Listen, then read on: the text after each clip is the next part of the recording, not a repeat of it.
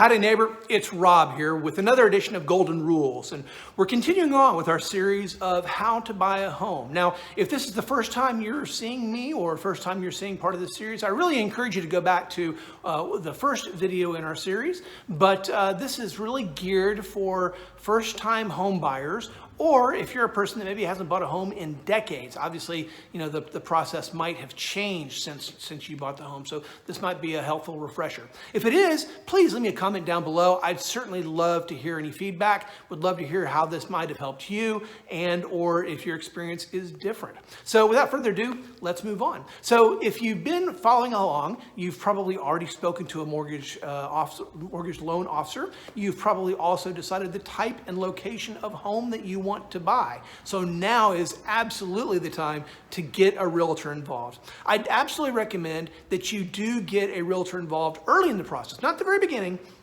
but early in the process.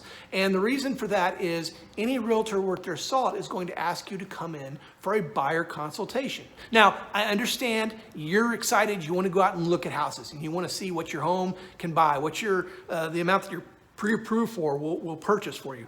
But trust me when I say, the realtor that will sit down with you for 30 or 45 minutes, have a cup of coffee with you, and explain to you how the whole process works will be worth their weight in gold.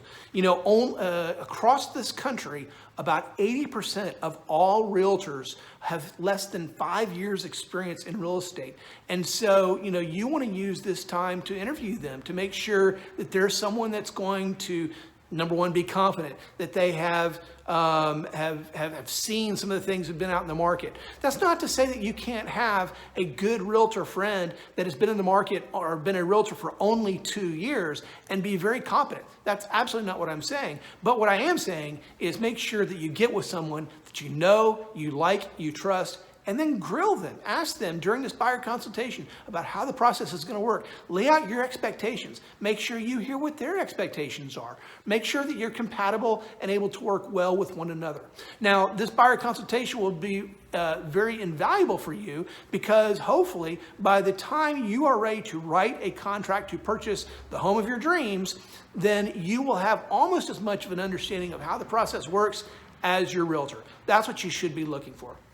In addition, while you are talking to your realtor, you're going to want to make sure that they have a network of vendors. There are many industry professionals that are going to be involved in this process, not just the mortgage broker or mortgage lender or loan officer, but also you're going to need an inspection done. You're going to want to get a title company involved or an attorney involved, depending on the state that you're in.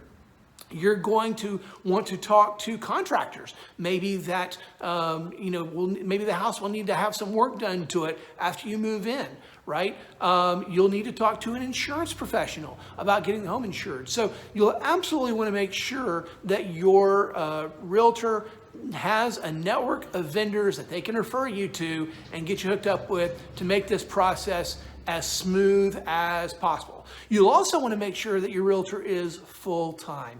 I love my business, but there's a low bar to entry in my business. And there are definitely people that will work as a teacher somewhere, and then on the weekends they work as a realtor, or they work as a fireman somewhere, and other times that they work as a realtor, and they're not always available for you. And so make sure that the person that you're dealing with is someone that, hey, if I don't make a sale, if I don't, deliver good work for my clients, then my family's going to starve, and I don't want that to happen, right? So make sure that you're dealing with someone that does this full time. They're not in it for part time, and you'll definitely get yourself a top quality person. Now, this realtor also, part of the reason why I want you to have your must-have and your need-to-have list, as we talked about in the last video, is to make sure that your realtor is an emotional regulator for you, right? Home buying is one of the most stressful processes that you will ever happen in life. There's home buying, there's marriage, there's divorce, there's death, there's birth. Moving is definitely one of those things, right? So because your emotions are going to be all up and down and all over the place, you want to make sure that when you find the home that you fall in love with, that your realtor is there saying, okay, now this home, you said you wanted it to be a 1-story. This is a 2-story.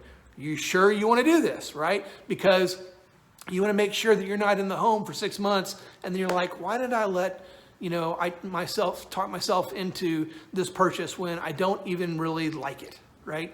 So make sure that they're there to be your confidant, to be your rock during this process. And then finally, what they're going to talk to you about, especially in the buyer consultation, is the market conditions. We just came out of a market in early part of 2022 where, it was white hot. If you weren't a cash buyer, you probably were not getting a home. Or, if you were a veteran and you were using the VA loan program, just because of how little you're putting down, it was a very difficult market for those people.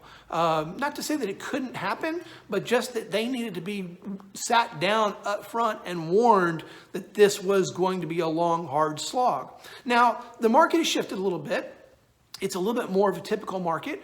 And maybe by the time you've watched this, it's completely shifted in the other direction where people can't give away houses. So your realtor should have a very good handle on what the conditions of the market are, and then tell you, okay, if we find the right kind of home, the homes are selling for 97% of asking, 92% of asking, 102% of asking, right? And so that you can make a good understanding of using that list price as your benchmark for making your offer and where maybe you need to come in so that you can get the home of your dreams. That's it for this week's session.